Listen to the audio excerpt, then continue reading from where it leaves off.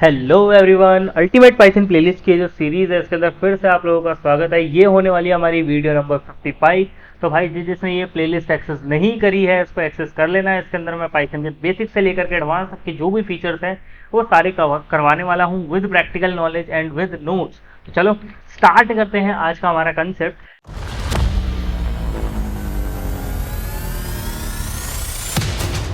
Last हमने देखा था कि भाई कितने टाइप के वेरिएबल होते हैं ऑब्जेक्ट ओरिएंटेड प्रोग्रामिंग के अंदर, कि भाई कौन कौन से टाइप के वेरिएबल्स होते हैं। हमने देखा था कि भाई एक इंस्टेंस वेरिएबल होता है, एक क्लास वेरिएबल होता है, क्लास वेरिएबल का दूसरा नाम हमने देखा था कि स्टैटिक वेरिएबल होता है। आज हम बात करेंगे टाइप्स ऑफ मेथड्स के बारे में। टाइप्स ऑफ मेथड्स, कि भाई हमारे जो मेथड्स हैं वो कितने तरीके के हो सकते हैं ऑब्जेक्ट ओरिएंटेड प्रोग्रामिंग के अंदर। तो यहाँ पे हमारे पास तीन टाइप के मेथड हैं। सबसे पहला है स्टैक हमारा इंस्टेंस मेथड, तो मैंने लिख दिया इंस्टेंस मेथड। सेकंड जो मेथड है वो है हमारा क्लास मेथड, तो क्लास मेथड। एंड जो थर्ड टाइप का मेथड है वो है हमारा कौन सा, स्टैटिक मेथड। ठीक है, तो हमारे पास टोटल तीन टाइप के क्या है, मेथड्स है ऑब्जेक्ट ओरिएंटेड प्रोग्रामिंग सिस्टम के अंदर। सबसे पहले बात करते हैं इंस्टेंस मेथड की, कि भाई ये जो इंस्टेंस मेथड मैंने लिखा है ये होता क्या है, किस तरीके से इसको क्रिएट करा जाता है, तो देखते हैं भाई। तो मैं लिख देता हूं यहाँ पे इंस्टेंस मेथड सबसे पहली है।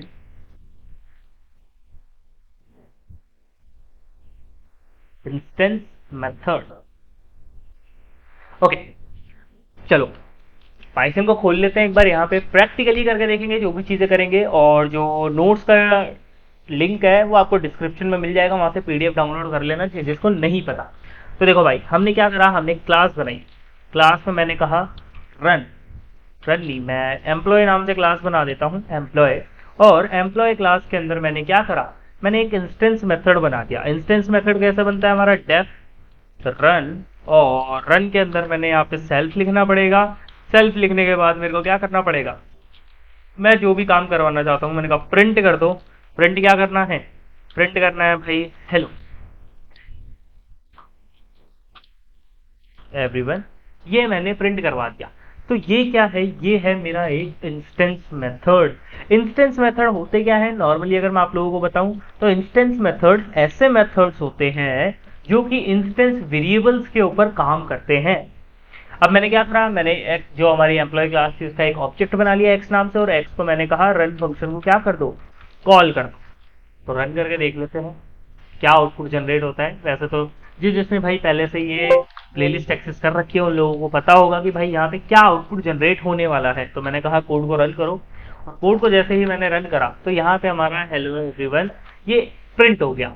तो सिंपली इंस्टेंस मेथड कौन से मेथड्स होते हैं, जो इंस्टेंस वेरिएबल्स के ऊपर काम करते हैं, या फिर आप समझ सकते हो कि जिनके अंदर सेल्फ लगा हुआ हो, वो सारे क्या हैं, वो सारे के सारे मेरे इंस्टेंस मेथड होंगे। तो मैं कह सकता हूं कि भाई ये जो मेथड मैंने बनाया ये कौन सा मेथड है, ये इंस्टेंस मेथड है।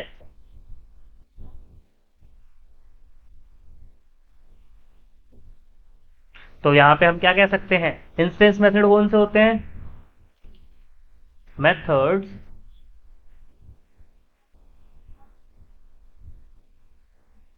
which work on instance variable।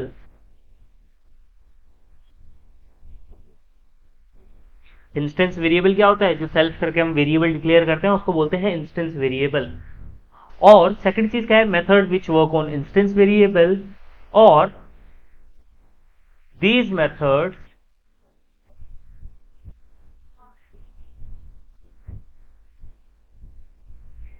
need the memory address of the object, memory address of the object। भाई इनको क्या चाहिए होता है, ऑब्जेक्ट का मेमोरी एड्रेस चाहिए होता है किसी भी डेटा को फैच करने के लिए। इसीलिए तो हम यहाँ पे सेल्फ लगाते हैं, क्योंकि हमें पता था ना कि भाई सेल्फ लगाने से क्या होता है, जब भी हम मेथड को कॉल करेंगे तो वो उसका मेमोरी एड्रेस कि भाई कौन कॉल कर रहा है, एक्स कॉल कर रहा है, वाई कॉल कर रहा है, वो यहाँ पे स्टोर होता है और उसके बेसिस पे फिर डेटा को फैच करके दिया जाता है। अब ये जो इंस्टेंस मेथड है इसको भी दो पार्ट्स में डिवाइड करा गया है। इंस्टेंस मेथड को दो पार्ट्स में डिवाइड करा गया है। कौन कौन से दो पार्ट है? फर्स्ट है एक्सेसर मेथड, सेकंड है म्यूटेटर मेथड। अब ये एक्सेसर मेथड जो है इसको हम बोलते हैं गेटर मेथड भी बोल सकते हैं इसको, या फिर जो ये म्यूटेटर है इसको हम बोलते हैं सेटर मेथड। मतलब क्या है? एक्सेसर मतलब कि जो एक्सेस करने में हेल्प कर दे, और म्यूटेटर मतलब कि जो वैल्यूज को सेट करने में हेल्प कर दे। तो ऐसे कोई भी फंक्शन जो वैल्यूज को सेट कर रहे हैं इंस्टेंस वेरिएबल की, या फिर इंस्टेंस वेरिएबल्स को प्रिंट करवा रहे हैं, उनको हम क्या बोलेंगे? वो हमारे गेटर सेटर मेथड होंगे। एग्जाम्पल के लिए जैसे मैंने यहाँ पे बोला कि भाई सेल्फ, और सेल्फ के अंदर मैंने क्या करा, मैंने कहा एक क्या कर लेना आप, एन ले लेना, या फिर एन ले भी मत, मैं डायरेक्टली यहाँ पे ऐसे कर देता हूँ। मैंने कहा सेल्फ डॉट एन, और एन में मैंने क्या स्टोर कर दिया, मैंने यहाँ पे स्टोर कर दिया एक नेम, नेम में मैंने कर दिया यहाँ पे अभिषेक। और फिर मैंने क्या करा, मैंने एक और मेथड बनाया डेफ शो। शो नाम से फंक्शन जो है ये क्या करेगा, ये मेरा प्रिंट कर देगा, क्या प्रिंट कर देगा? नेम। तो मैंने कहा नेम इक्वल्स टू है, क्या है name equals to? Self dot N. तो यहाँ पे अगर हम नोटिस करें, एक मेथड है रन वाला, वो क्या कर रहा है, वो वैल्यूज को सेट कर रहा है, एन की वैल्यू को इनिशियलाइज कर रहा है। दूसरा जो मेथड है शो, वो क्या कर रहा है, वो वैल्यूज को एक्सेस करने में हेल्प कर रहा है। तो जो फर्स्ट वाला है वो मेरा क्या है, गेटर मेथड है।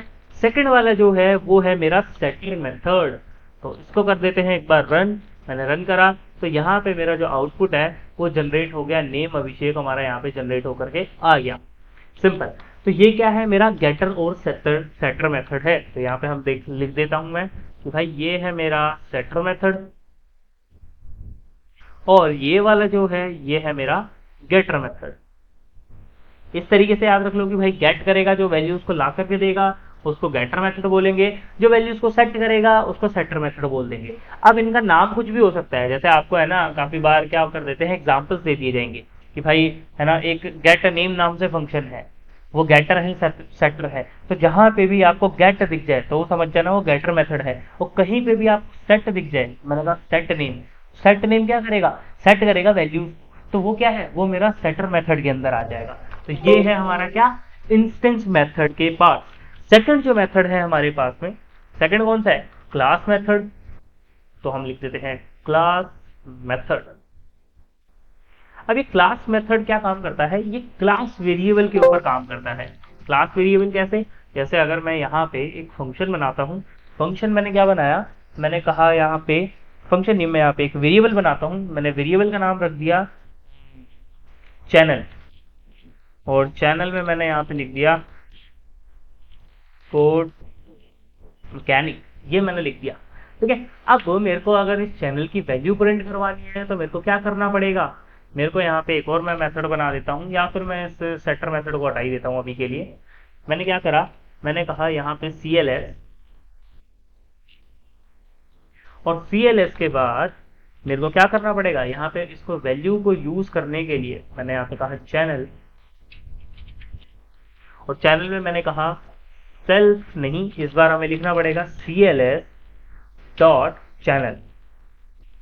सिंपल। इससे क्या होगा, मैं क्या कर पाऊंगा, एक्सेस कर पाऊंगा किसको, क्लास वेरिएबल को। चलो कोई दिक्कत नहीं है। बट अगर मेरे को इस क्लास वेरिएबल को अपडेट करना हो देन क्या करेंगे हम, अगर मेरे को इस क्लास वेरिएबल को अपडेट करना है तो मैं क्या करूंगा, इसको रख देते हैं एज इट इज यहाँ पे, और ये है हमारा आउटपुट। तो अपडेट करने के लिए हमारे पास हमने एक मेथड, एक तरीका देखा था लास्ट क्लास के अंदर। क्या देखा था कि भाई हम क्लास का नाम लिखे एंड उसके बेसिस पे अपडेट करें। बट मैं चाहता हूँ ऐसा ना करूँ, मैं कुछ इस तरीके से अपडेट करूँ जिससे कि क्या हो कि मैं अपडेट भी कर दूं और मेरे को फालतू में क्लास का नेम यूज भी ना करना पड़े बाहर से किसी ऑब्जेक्ट के थ्रू। तो मैं क्या कर सकता हूँ, मैं एक मेथड बना सकता हूँ। मैंने कहा डेफ, डेफ में मैंने क्या करा, मैंने कहा सेट नेम, सेट नेम, और सेट नेम मेथड में मैंने क्या बोला, मैंने कहा कि भाई एक CLS ले लेना। सेकंड चीज आप क्या ले लेना, आप काम करना एक नेम ले लेना, और नेम लेने के बाद आप क्या कर देना, इंटरनली आप जो भी EMP क्लास है उसका जो भी चैनल है उस चैनल को क्या सेट कर देना, n के इक्वल सेट कर देना, सिंपल। और उसके अलावा मेरे को इसके ऊपर एक और चीज लिखनी पड़ेगी, @ क्लास मेथड। ये जो क्लास मेथड है ये जो पर्पल कलर में हुआ है, तो ये पर्पल कलर वाली चीजों को हम बोलते हैं डेकोरेटर, डेकोरेटर, डेकोरेटर बोलते हैं इसको। ज्यादा भी डीप में जाने की जरूरत है नहीं, कंफ्यूज हो जाओगे। बस ये क्या करेगा, ये बेसिकली पावर दे रहा है इस पर्टिकुलर फंक्शन को, क्या चीज करने के लिए, इस पर्टिकुलर चैनल को अपडेट करने के लिए, इस चीज को अपडेट करने के लिए। मैंने कहा पहले शो करो, फिर मैंने क्या बोला, मैंने कहा एक्स को कि भाई क्या करो, आप सेट नेम करो। सेट नेम में आप क्या कर दो, एक्स डॉट सेट नेम, और सेट नेम में मैंने क्या करा, मैंने कहा कि भाई चैनल का नाम मेरे को सेट करवाना है पाइथन। पाइथन में मैंने क्या बोल दिया, इस तरीके से मैंने कहा चला दो। फिर मैंने कहा एक्स डॉट शो कर दो, सिंपल। मैंने कहा रन करो। तो ये हो गया हमारा क्या, क्लास मेथड। क्लास मेथड किस चीज के ऊपर काम करता है, क्लास के जो वेरिएबल्स हैं इनके ऊपर काम करता है ये क्लास मेथड। तो समझ आ गया होप आप लोगों को अच्छे से। अब बात करते हैं लास्ट एंड फाइनल, जिसका नाम है स्टैटिक मेथड। स्टैटिक मेथड क्या होता है इसको समझते हैं भाई। स्टैटिक मेथड, अगर मैं यहाँ पे कोई मेथड बनाता हूँ, क्लास मेथड को अभी के लिए मैं हटा देता हूँ, जो भी मैंने लिखा, मैंने यहाँ पे एक मेथड बनाया, मैंने कहा डेफ से हाई, से हाई नाम से मैंने एक फंक्शन बनाया। से हाई नाम का फंक्शन का मेरी क्लास से कोई लेना देना नहीं है, ये बेसिकली बस इस क्लास के अंदर एक वेलकम मैसेज शो करने के लिए। तो मैंने कहा प्रिंट कर देना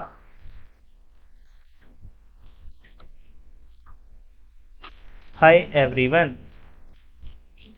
ये आप लोगों को क्या करना है, प्रिंट करना है, बस इतना सा काम करना है। ओके, अब मैं क्या करता हूँ, मैं से हाई फंक्शन को रन करवाता हूँ।